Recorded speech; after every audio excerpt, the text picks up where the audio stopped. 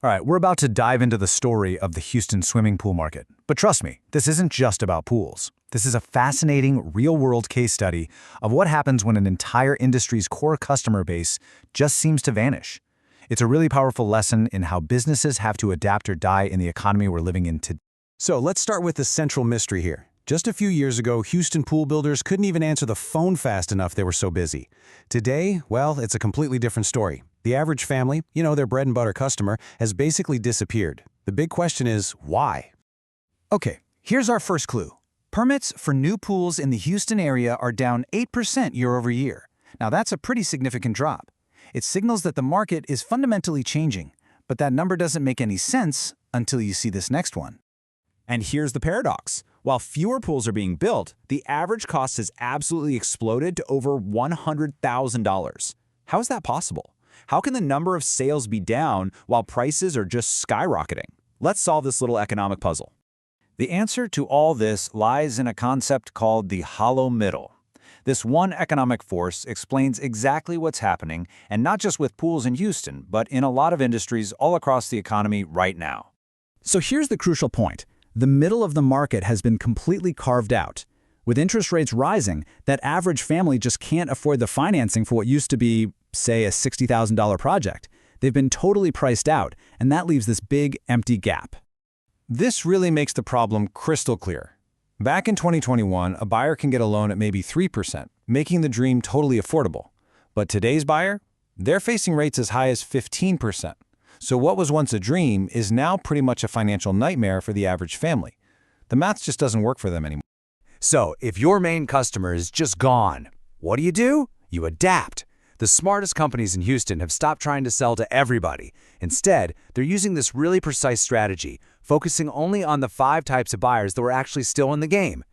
First up, we have Preston. Think C-suite executive, maybe a business owner. He is not worried about interest rates, because more than likely, he's paying cash. He is, without a doubt, the most valuable target in this entire new market. Now, to win over Preston, you can't treat him like a regular customer. He sees a pool as a piece of art, a status symbol. Asking him to get a quote just cheapens the whole experience. So the strategy is brilliant. You replace that button with something like a request a private design consultation. You're appealing directly to his desire for exclusivity. Next, we have Sarah. She represents the families who are still trying to make this dream happen, but she's driven by 2 really powerful fears. The fear of hidden costs turning the pool into a total money pit, and the very real fear for her kids' safety. So the strategy for Sarah is all about building trust by tackling her fears head-on. You give her a monthly payment calculator right there on the website so she can see the real costs, and you offer a downloadable safety guide. You're not just selling a pool anymore, you're selling her peace of mind. All right, next up is David, the renovator. He might be an engineer, he's got an old, failing pool. He's analytical, he's skeptical, and he is terrified of 2 things: Houston's infamous soil issues and this costly problem called concrete cancer, where the concrete itself just starts to crumble from the inside out. You don't win David over with beautiful pictures. No way. You win him with data, with proof of your engineering skill. So instead of a design meeting, you offer a structural diagnostic. You show him technical before and after sliders.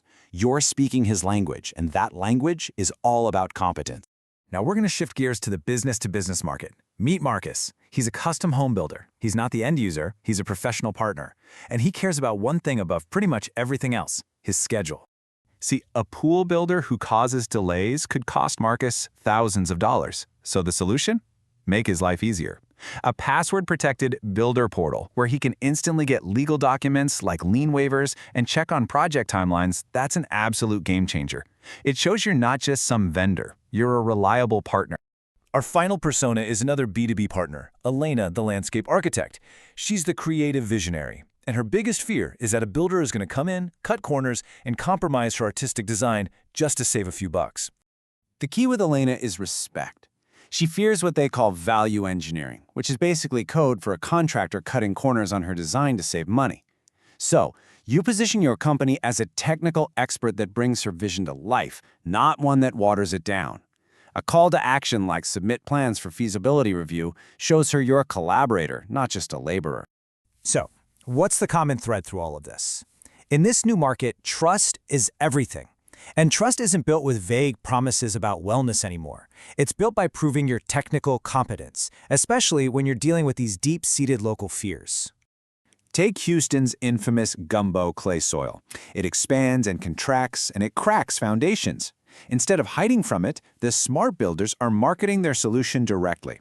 They explain exactly how they use things like void boxes, soil injections, and bell-bottom piers. This turns a customer's biggest fear into the builder's biggest strength. And the same strategy applies to that fear of concrete cancer, which is technically known as ASR. Even if it's rare, the fear is very real. So the smart companies get way out ahead of it. They market their specific mix design certifications and talk about additives like fly ash. They're proactively proving their product is built to last. This whole focus on engineering detail really points to a larger theme. Surviving a tough market isn't just about having grit. It's about building a more resilient, more valuable business. And that requires precision in everything you do. And that precision, it also extends to what you're actually offering. The companies that are winning are capitalizing on very specific trends that really resonate today. Dedicated cold plunges for the wellness crowd, smaller cocktail pools for shrinking backyards, and full smart home integration. They are precisely meeting the market exactly where it is right now. And this quote really brings it all home. Any contractor can build a pool, but the company that actually thrives in a tough market is the one with a deliberate strategy. It's about knowing exactly who you're selling to and then building a system that speaks directly to them. That's what creates real, lasting value. And that leaves us with one final thought to chew on. This whole case study is about pools in Houston, sure, but the lesson is universal.